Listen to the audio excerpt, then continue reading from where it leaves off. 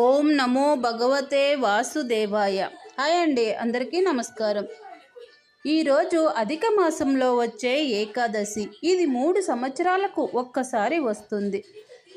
ఈ ఏకాదశి పేరేమిటో తెలుసుకుందామా? అలాగే ఈ ఏకాదశి ఉన్న మహిమలు కూడా ఎంతో పవిత్రమైనవి.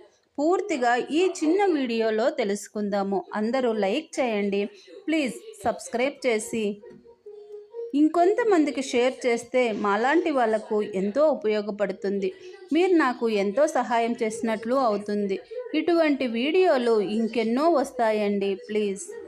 పద్మిని ఏకాదశి ప్రతి 3 సంవత్సరాలకు ఒక్కసారి వచ్చే అధిక మాసం, పురుషోత్తమ మాసం అని కూడా అంటారు.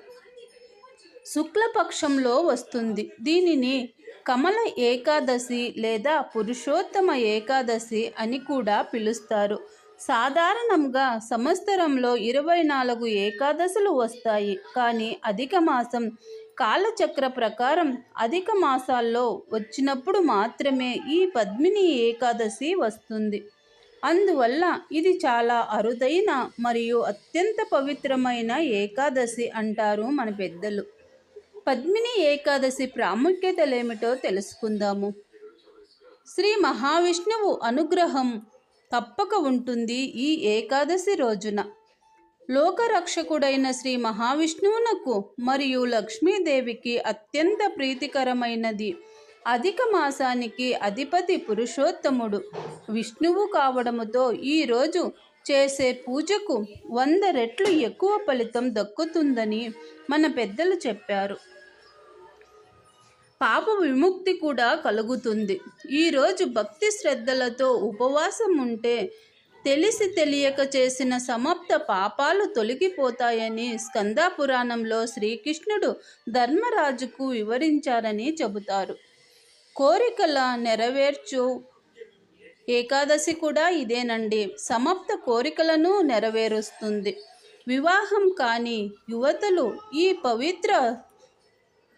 ఈ వ్రతాన్ని ఎంతో పవిత్రంగా ఆచరిస్తే ఉత్తమమైన భర్త లభిస్తాడని, సంతానం లేని వారికి సంతాన ప్రాప్తి కలుగుతుందని పురాణాల ప్రకారం నమ్మకం ఉంది.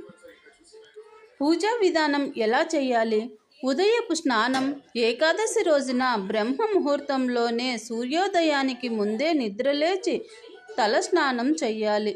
పూజ ఏర్పాట్లు. పూజ గదిని శుభ్రం చేసుకొని ఒక పీఠంపై శ్రీ మహావిష్ణువు లేదా బాలగోపాలుడి పటాన్ని ప్రతిష్ఠించాలి. అలంకరణ. నైవేద్యం. స్వామివారికి పసుపు రంగు వస్త్రాలు, పసుపు పూలు మరియు తులసి మాల సమర్పించాలి. పంచామృతాలు, పండ్లు, పిండి వంటలను నైవేద్యంగా పెట్టాలి. మంత్రజపం కూడా చేయాలి. పూజా సమయంలో ఓం నమో భగవతే వాసుదేవాయ అనే మంత్రాన్ని లేదా విష్ణు సహస్రనామ స్తోత్రాన్ని పఠించడం చాలా మంచిది. దీపారాధన. సాయంత్రం సమయంలో తులసి కోట వద్ద నెయ్యి దీపం వెలిగించి ప్రదక్షిణలు చెయ్యండి. ఎంతో మేలు కలుగుతుంది. ఒక గమనిక అండి, ఏకాదశి రోజున తులసి ఆకులను కోయకూడదు సుమా. ఒకరోజు ముందే కోసి పెట్టుకోవాలి. పొరపాటున కూడా తులసి చెట్టు ఆకుని ఏకాదశి రోజున ముట్టకూడదు.